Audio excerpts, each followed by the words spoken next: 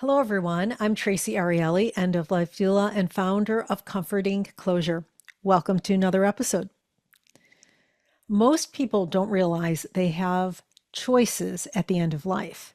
We may hear about hospice, but beyond that, options are rarely talked about.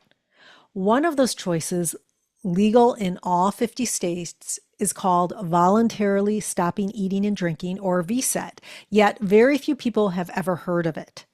VSED is a decision someone makes when they want more control over how their final days unfold. It can bring relief, but it also raises important questions. What does it mean to choose this path? How do families prepare? How do hospice providers get involved? And what kind of support does the person need while going through it? My guest today is Crystal Flores, founder of The Grateful Death. She has a lot of personal and professional experience in supporting people and families with VSED, and she's here to help us understand what this process looks like and what families need to know. So grab a warm drink, find a comfortable seat, and join us for the conversation. Crystal, welcome, and thank you so much for being here today. Thank you for inviting me. I'm happy to be here. Now, to start off, before we get into the whole VSED conversation itself, can you share a little bit about your personal journey and how you came to this work? Well, like you, I used to work in corporate, and that was where I was when I had an experience that changed everything, which a lot of people that I meet that work in end of life care come from a personal experience. It's not on the career day checklist at high school when you're exploring. So usually something sort of sparks or brings a person to this work. And that was my story. My parents had taken an early retirement and moved to the Oregon coast. And I was living in San Francisco with my family and working in corporate and just grinding like you do when you work for corporate. And my mom got sick and she had been in and out of the hospital several times. They thought she had an inner ear infection.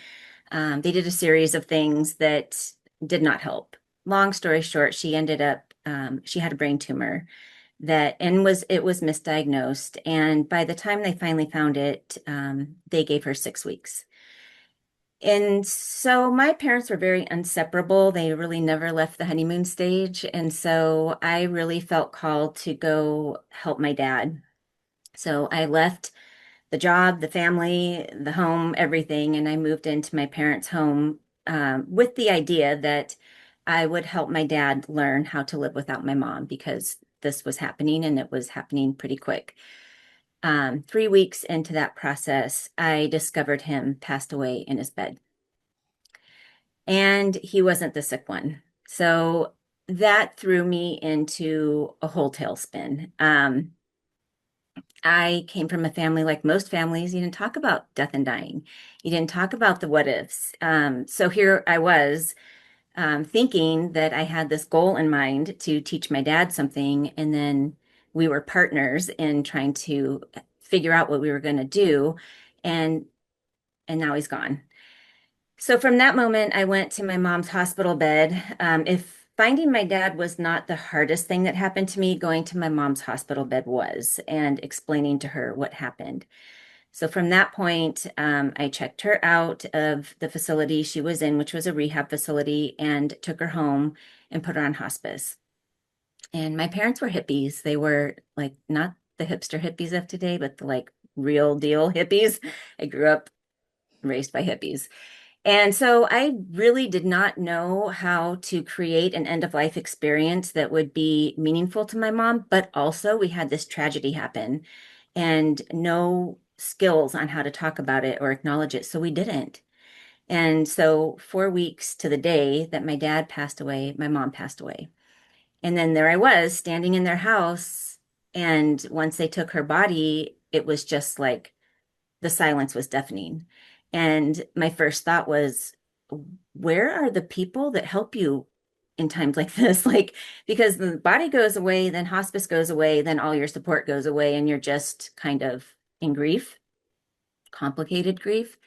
So that just kind of started everything. I went back to San Francisco.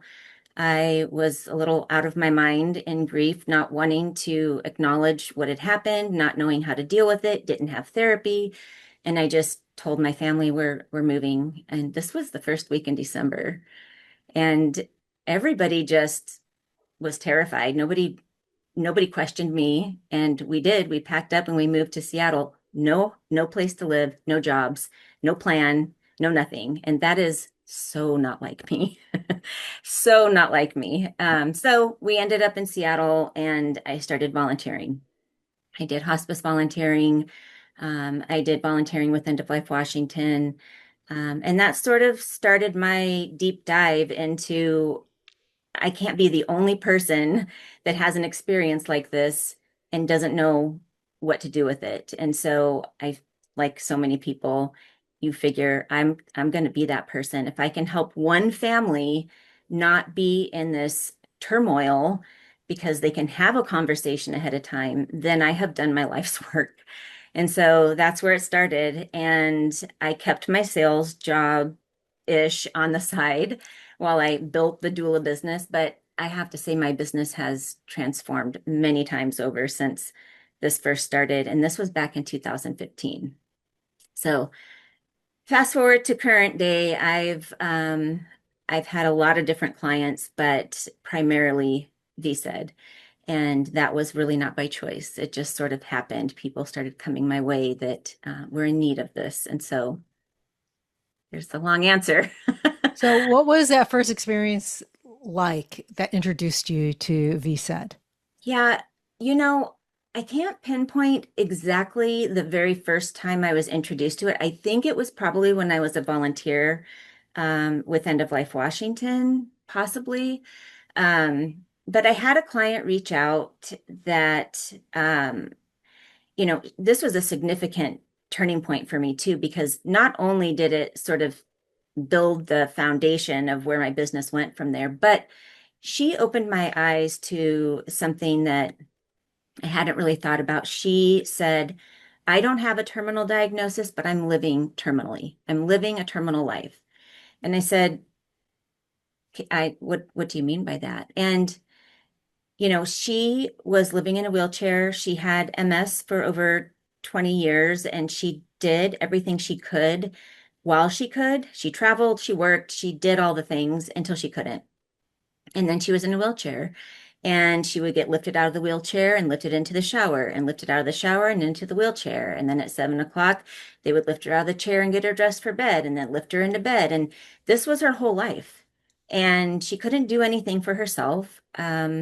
It's what the conversation we have so many times. There was not quality existence in her life. And um, I told her, I've done volunteer work with VSED, but I haven't actually had, a full-on client of my own.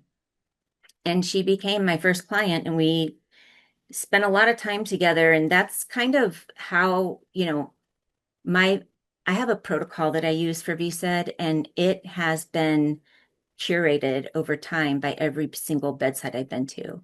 And I spend a lot of time with my clients before we start. And that's because I need to know who they were prior to this. So I can provide adequate, comfort measures. As you know, as a doula, that is our hardest job, Yeah. is to be dropped into somebody's most emotional point in their life and know nothing about who they were before now.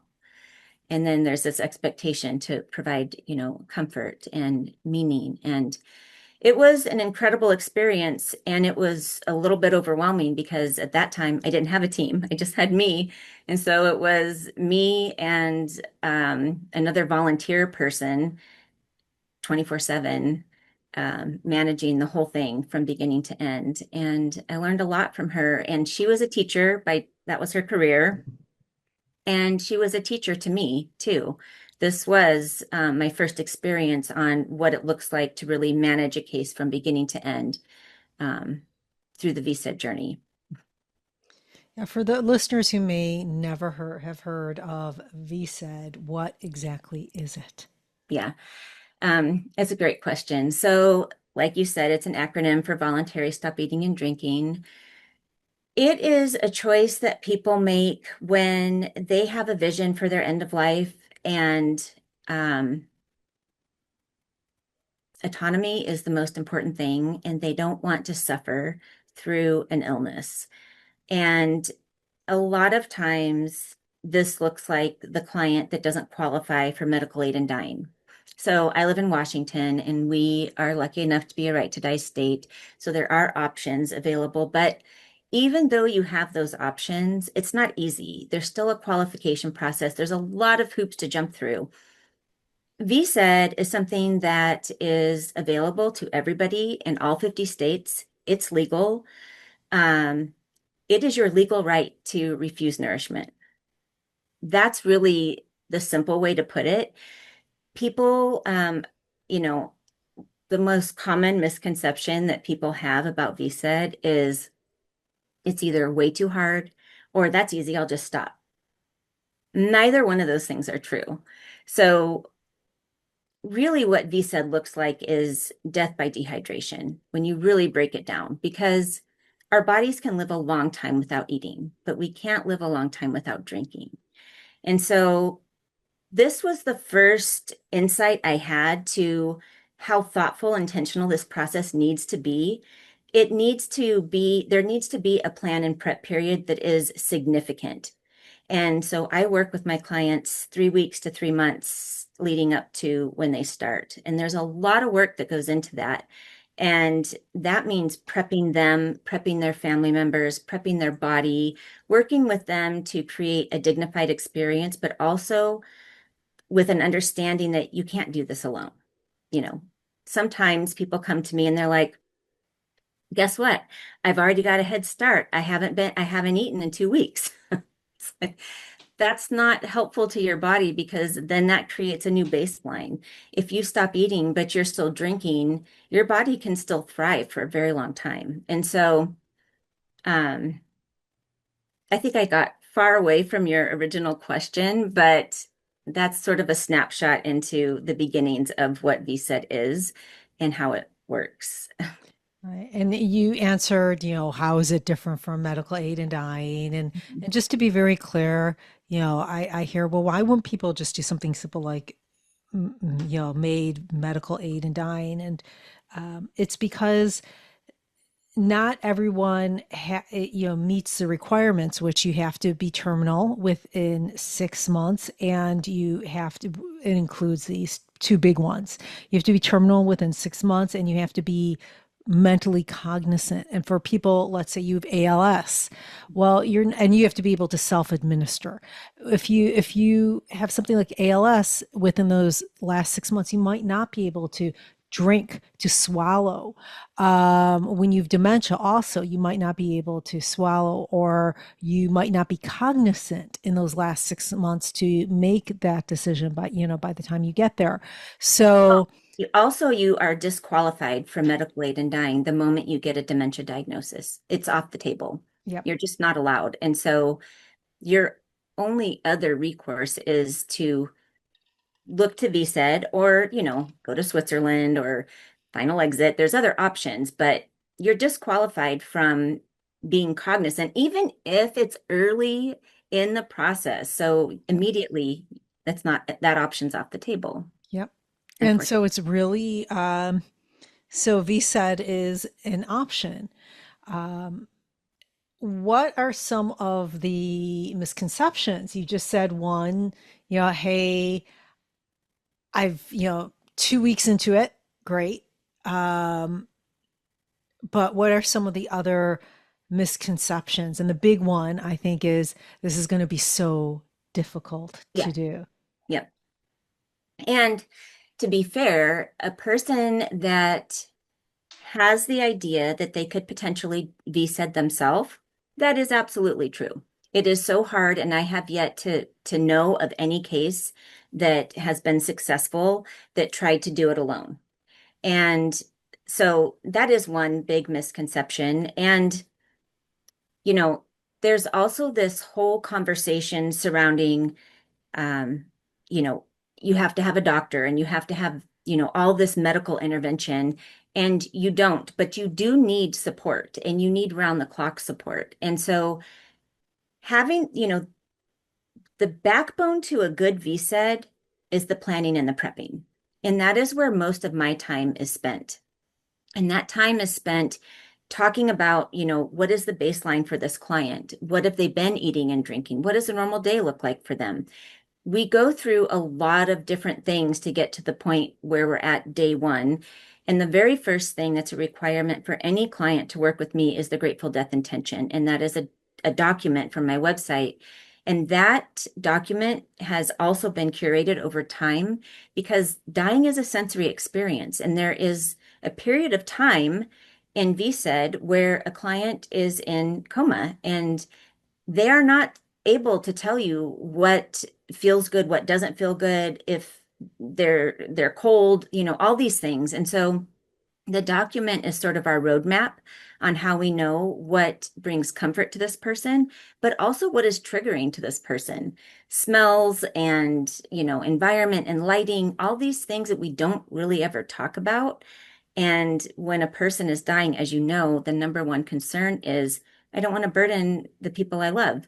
So that's not the time that a person speaks up and says, I don't like the smell of what you're cooking, or I don't like that bright light, or I would like some fresh air. So establishing all of these things in advance is so important. So the biggest misconception is, either this is easy, I could just stop on my own, or it's way too hard. And it's really somewhere in the middle. And the thing about VSED is it messes with your mind at a certain point. And so people, always say, I'm not going to be the person that's going to ask for anything. I promise you. I'm resolute in this, which you have to be.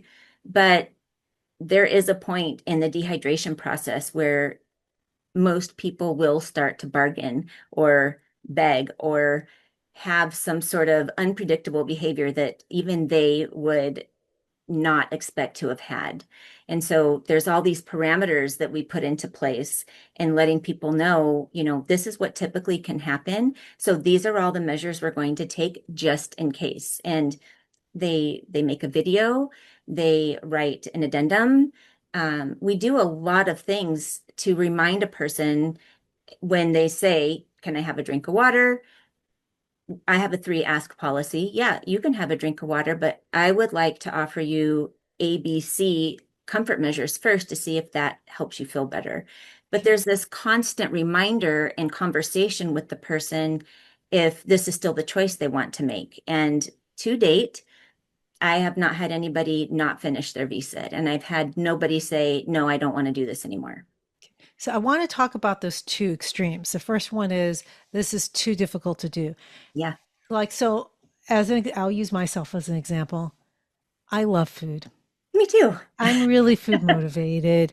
It makes me happy. Me too. So even on, I'm Jewish, Yom Kippur, I don't even fast anymore. There's just like, why put myself through that? Why? So for someone like me who is like, there's no way I could not eat, so, and I understand. I'm saying this from a non-doula perspective. Yeah. Okay. So just keep that. I'm playing the little Yeah. devil's advocate here. What do you say to those people who are like, there's just no way I can't, I can't not eat? This is too Well, difficult. just like you, I mean, I meet everybody where they're at. And I have to say that, when people think about VSED hypothetically, that that is true. But the people that find their way to me have already wrapped their head around this idea that I have completed my life. I no longer want to be here. That mindset is so important. It is the first thing to check off as far as if I know if somebody's ready to really make this decision or not, that conversation happens. And they've already decided on a thing, they're just trying to find the right person to help them carry out their plan.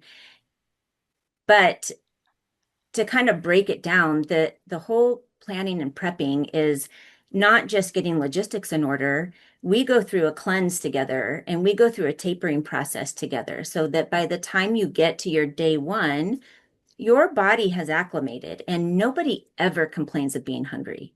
Mm. Everybody complains of being thirsty.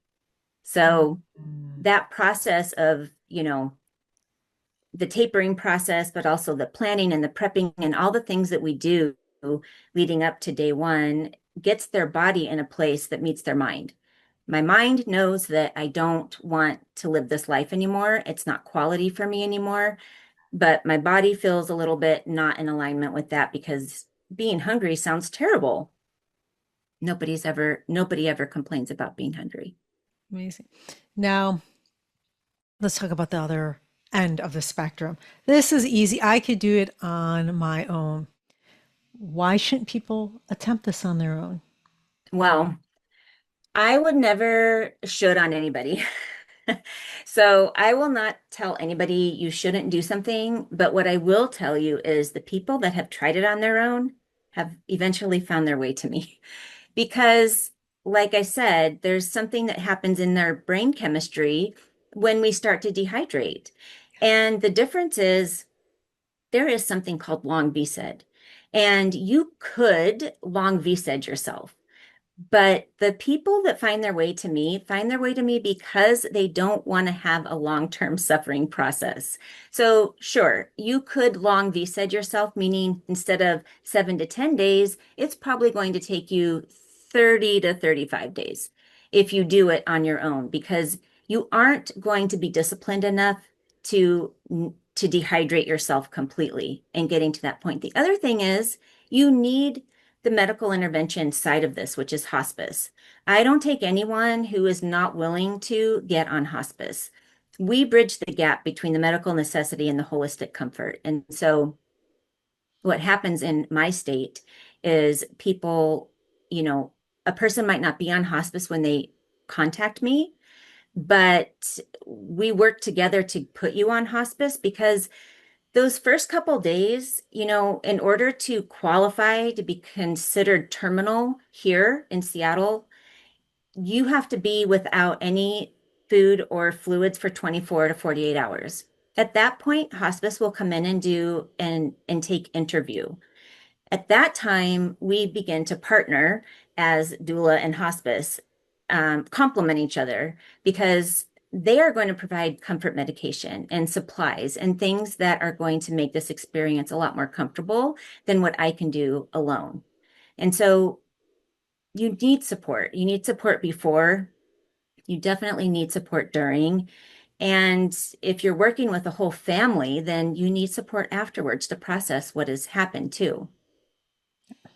Now, if someone is considering VSED, what conversations do they need to have with their loved ones, their families? Yeah, I mean, that is such a great question, but I think it goes across the board.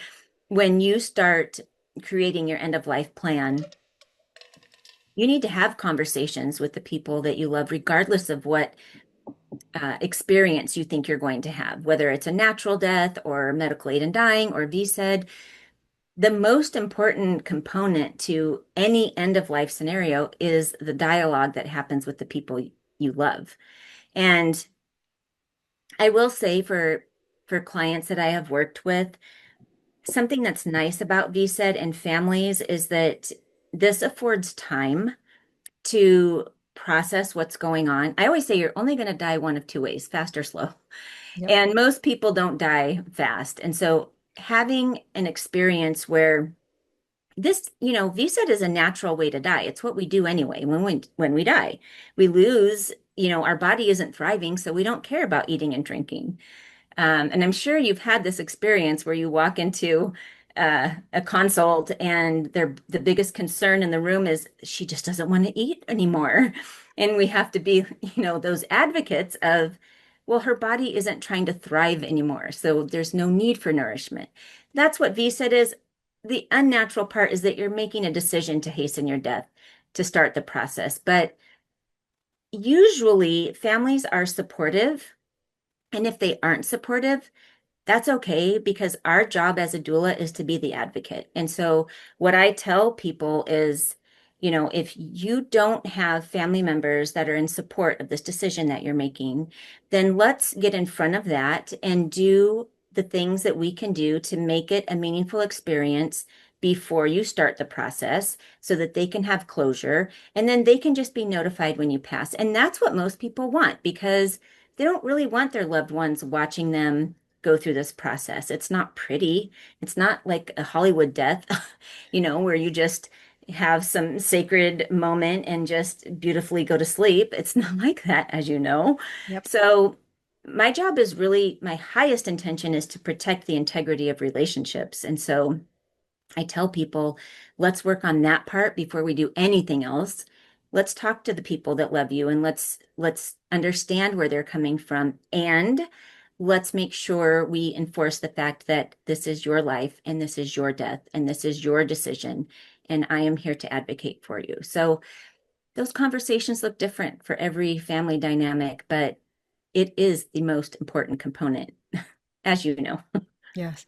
Are there any specific legal or medical documents that need to be in place before starting VSED? Yeah, I mean, I'm always going to say yes to that question. Even if it's not, it's still kind of a gray area, the whole doula role and what we're doing. But the bottom line is the more paperwork you have to back up your decision, the better position you're in. And most of the clients that find their way to me have a dementia diagnosis, Mm, but um, they still have the cognitive ability to make decisions for themselves. And so the very first thing that I implement is you have to get a surrogate in place. And that person is the person that is going to document the things that are important to you, which are typically like when I don't know what to do with a fork anymore, when I can no longer put my own pants on, when I don't recognize my family members, when all these things. And so that surrogate's job is to come to this person and say, hey, when you said you wanted to be said, these are the things that you listed.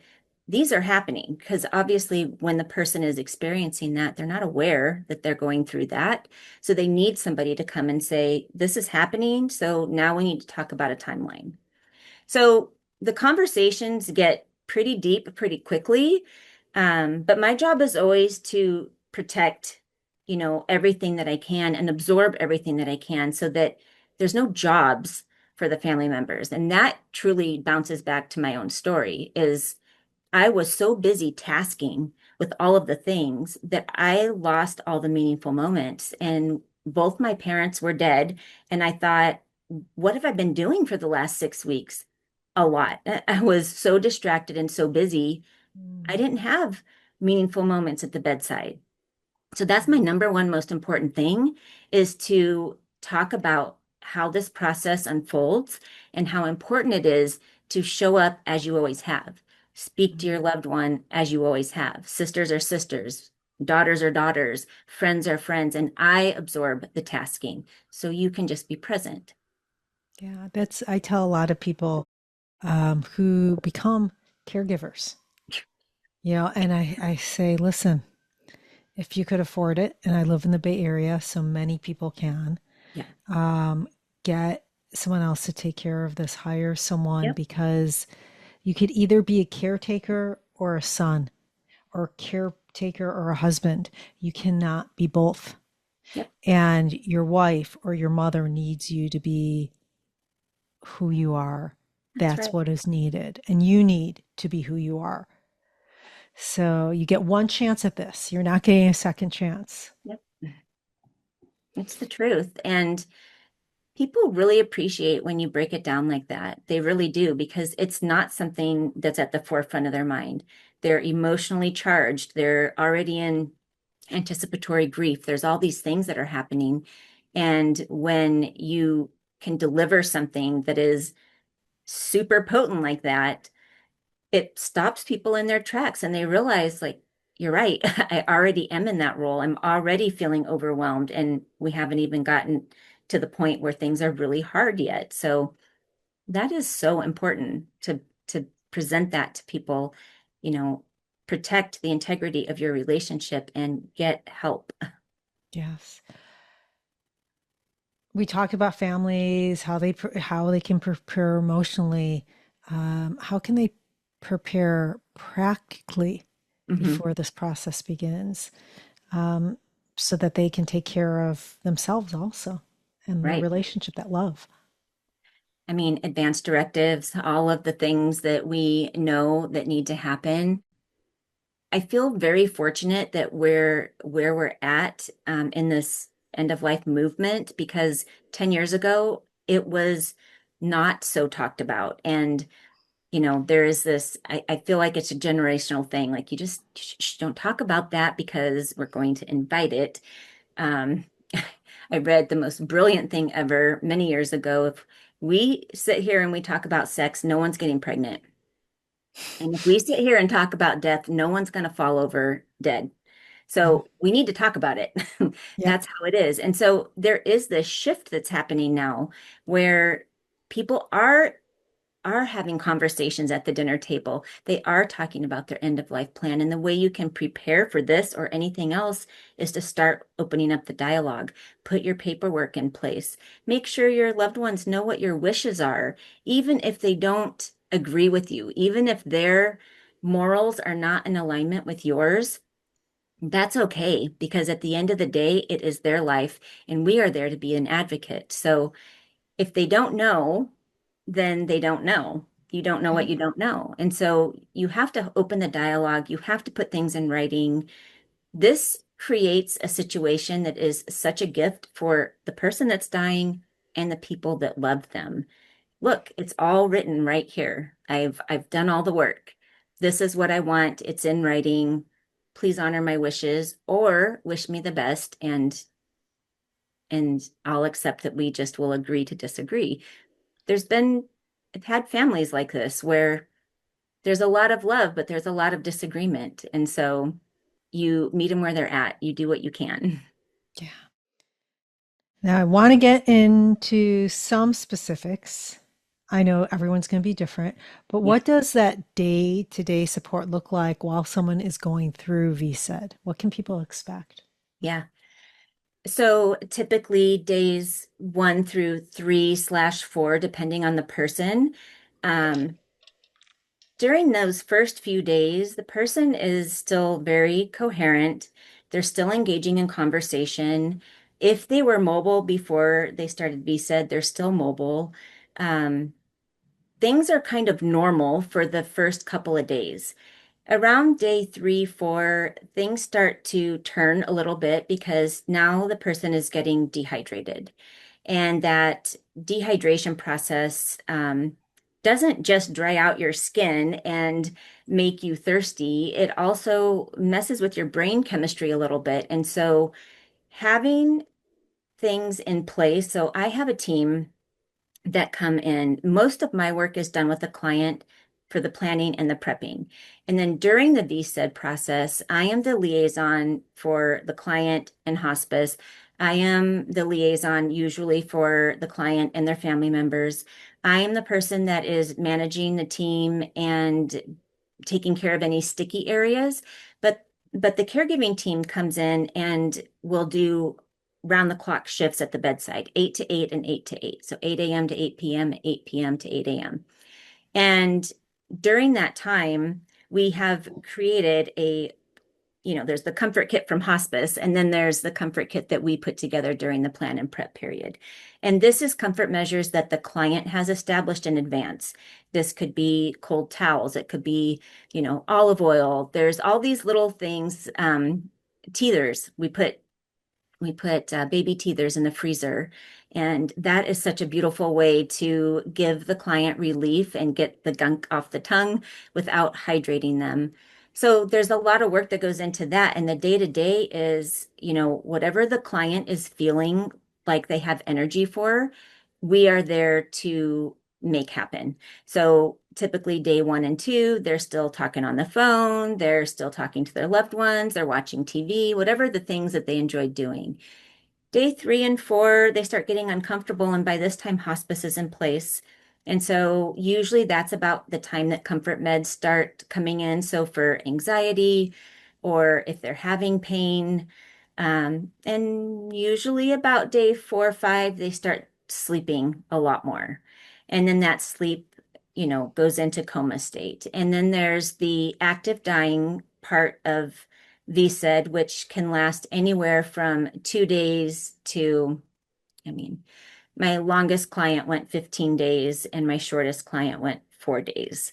And so it does vary quite a bit. And a lot of that comes down to, their body. Are they retaining a lot of water? Do they have a lot of extra body weight on them? Is there, a lot that we need to, edema and stuff that has to unload before we can actually start dehydrating? Also, there's the emotional baggage component when people come into this process and they, have things, baggage like we all do, and there's not a process of sort of working through that. Those are the clients that tend to go the longest. And so I try to get in front of that as much as possible and work through things that people are willing to work through. Even if it's just confessing, is there anything you want to just say and get off your chest? You can say it to me, and no one has to know. And this is as far as it goes. And people love that. It's cleansing. It's very helpful. But generally speaking, a person passes between day 7 and day 10. It can be sooner, it could be longer, but once they turn that corner, there's no bouncing back from it. So I always inform families, I normalize this process as much as possible for anybody that's going to be present, meaning the family, because there's a couple days that are really hard and sticky because the person is agitated, they're thirsty, but they're resolute, and it can get a little bit challenging. And so I make sure that everybody knows, like, this is all very normal. This is you can expect that this is probably going to happen, but then it's going to subside and your person is going to be very comfortable. And when that happens, when they start sleeping and that gradual process of turning the corner, there is no bouncing back from it at that point. Like, they're going in one direction. So capture these moments as challenging as they are and know that it's short-lived. Is there a role for ritual or music or any spiritual practices through hmm this process? Yeah. I love when I get to do that. It's not all the time, but those are the things we establish in the Grateful Death Intention, the document. Um, where I live, there's a lot of agnostic and atheist people. It's very rare that I have somebody with a strong spiritual practice, but when I do have those people, we establish rituals and ceremony. We weave it into the care plan. So part of that planning and prep period of the 3 weeks to 3 months is building their care plan. And their care plan is everything from sensory comfort measures to ceremony and ritual. Yeah, I think I've had probably more clients that have done medical aid in dying that are open to doing ceremony and ritual. People that choose VSED, they are very pragmatic, resolute, like, get this job done swiftly kind of people. They're not trying to drag it out. They're not trying to make it pretty. They just want to be done. Yeah, I could understand. Yeah. Um, V said, I know raises big questions, not as much as medical aid in dying, but around choice and control at the end of life.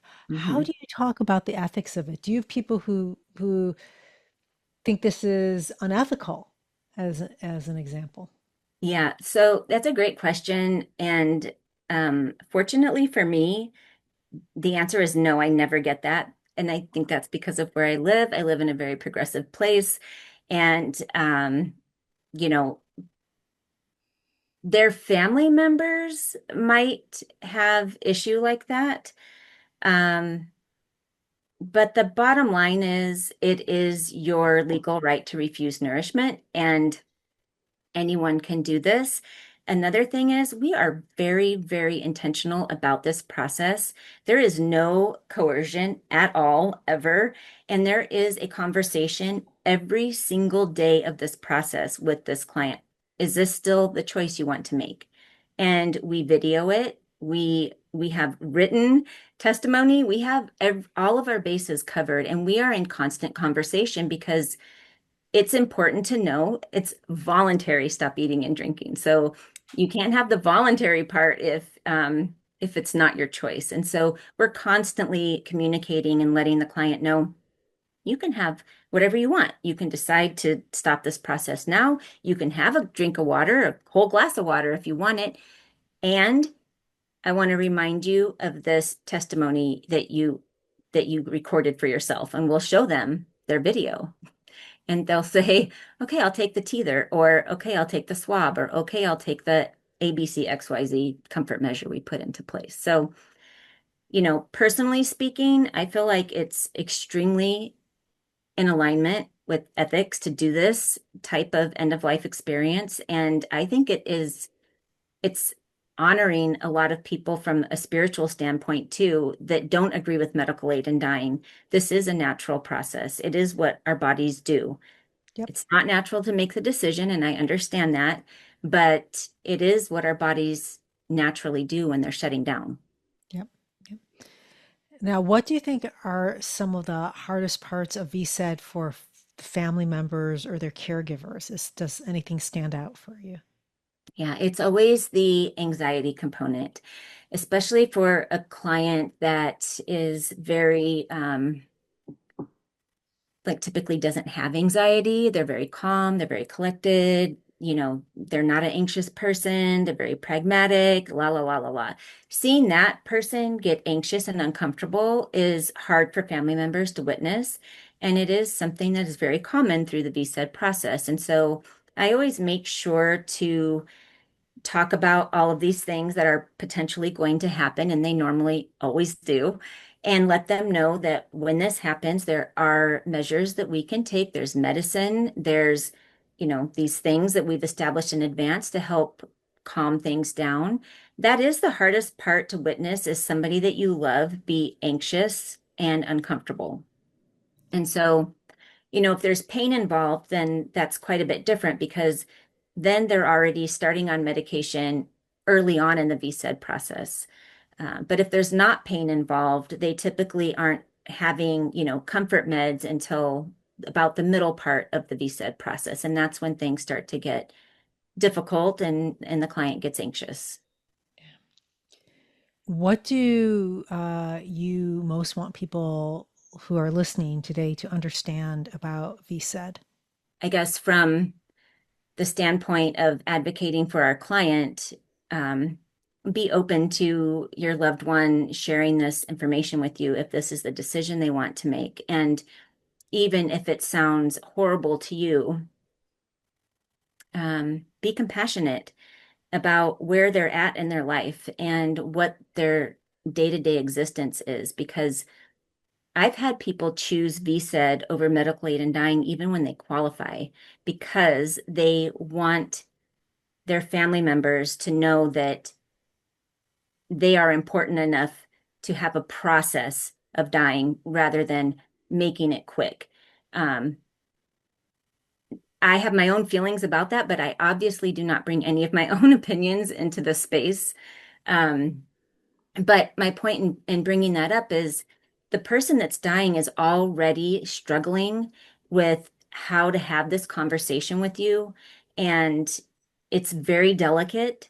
So just be soft and just be open and just be available to listen. And even if you don't agree with what their choice is, honor the conversation and then find help that can help you through the process, help your loved one through the process, so that you can just continue to be the family member or loved one that you are. And you don't have to participate in facilitating the process. There's people to help. I'm curious how, I'm been through our job is very emotional. How do you take care of yourself also emotionally going through this? Because as doulas, we get attached. I mean, we try not to, but we're working with humans. Yeah, That's a connection that we have. yeah, absolutely. I grieve every single bedside I've been to. And in the very beginning of doing this work, I do mentorship now for doulas. And the first thing I say is, your self-care practice is part of your job. Yep. It is, it is a critical part of your job because in the beginning, I felt like I had to learn and do everything. I had to say yes to everything. I had to say, I I landed myself in the hospital. And that that was a huge eye-opening experience because we aren't robots and our human connection is what people appreciate about what we're bringing to the bedside. And so honoring them means honoring me first. I'm coming in and I am compassionately connecting with you and creating an end of life experience that is in alignment with what you want. And I also have to protect myself. So I have a very disciplined practice for myself. But it did not happen early on. It was in the later part of me doing this, like in the last few years. Um, and that's because I thought, well, if I'm being called, then I'm being called and I have to say yes. And so I would go from client to client to client, and there was no time to process the human connection that was happening with each one of those bedsides. So now there is a process of processing and grieving each client and honoring who they were, who they are, and what just happened. Um, I couldn't do what I do without that practice in place. Yeah, I agree with you. And I think that is every single client I have, I cherish. I really have been very fortunate. I know I'm one person. And so when I first got into this, someone said, "You have three non-negotiables. What are they?" And these are the things. So I have my three non-negotiables, like meditating every day, exercising, spending time with my husband. Like those are my three non-negotiables. Those are Yes, the things that are most important to me. And that's my self-care every single day. But if I need more, I need more because it is part of the job. And remember one day I was really kind of feeling kind of crispy. mm, And because like that word. not only do we do the doula role, right, but we run our businesses, right? Right. And Yes. yeah, it is a small business. It is, so, and I was like, I wish I could just go for a walk right now. And then I thought, well, why can't I? I'm not working for anyone else. And so I got up and left, and I kind of had this little smile on my face. And I was like, wow, if I was still working in tech, there was no way I could just get up and leave and go for a walk. And so, but it was a real eye opener. And I think in this kind of role, in any role like this, if you don't take care of yourself, you're really going to suffer and you will be no good to anyone else. Exactly. And that is essentially why I started specializing in VSED because I was I was saying yes to everything that came my way. And if I'm saying yes to everything that comes my way, well then I'm not doing any of those things very well. I'm doing subpar. And so I have now I travel in a narrow lane. I do, most of my clients are the same type of client. And when someone comes to me that is not in that lane, well, guess what? I have a big um, cohort now and I can give referrals. And so when there's an end of life that somebody is wanting that is not typical for me, I know a person that is the right person for you. My lane is typically medical aid and dying and VSED. Yep. Yep, I totally understand that. Yes, I totally understand that. So, for those who want to learn more, where can they go to find resources and support? Yeah. So my website, thegratefuldeath.org, there's a whole resource page on there. It is sort of Washington specific, but there's a lot of information out there now that didn't exist before. Also, most of the updates for things that I'm doing are on my Instagram, my Grateful Death Seattle Instagram. That would be classes, workshops, things that are happening, this podcast. So I would say start there. And if you are not in Washington, I mean, we have AI now. You can Google VSED specific support in your area, and typically you can find someone. I also do long distance coaching. If somebody wants to do VSED, but they're not here, I can coach their doula through the VSED process so the doula can support the person. Wonderful. Well, Crystal, thank you so much for being on the show today. Just a call out one more time. Tell us your URL, and I'll make sure it's also on the description, but call it out one more Yes, time. it's thegratefuldeath.org. And the Instagram is the Grateful Death Seattle. And I really appreciate you taking the time to let me speak about this. So thank you. Oh, same. You've just been such a wealth of information, and I know that my listeners are going to appreciate it so much, and I appreciate it. Thank Thank you. you. Thank you. So, listeners, VSED is not widely understood, but it is an option that gives people choice at the end of life. At its core, it's about autonomy, the ability to make decisions about your own body and your own final days. For many, that choice is what restores a sense of dignity after a long journey with illness. That dignity is strengthened through conversation. Talking openly with your family, your care team, and your community makes space for understanding and support. These conversations may feel difficult, but they create clarity, reduce fear, and ensure that wishes are honored when it matters most. Thank you for joining us. If you have any questions, please comment below or reach out to me directly. And if you found this conversation to be helpful, please like, share, comment, and subscribe. This is Traci Arieli from Comforting Closure, wishing you peace and comfort in your journey. Till next time, take care.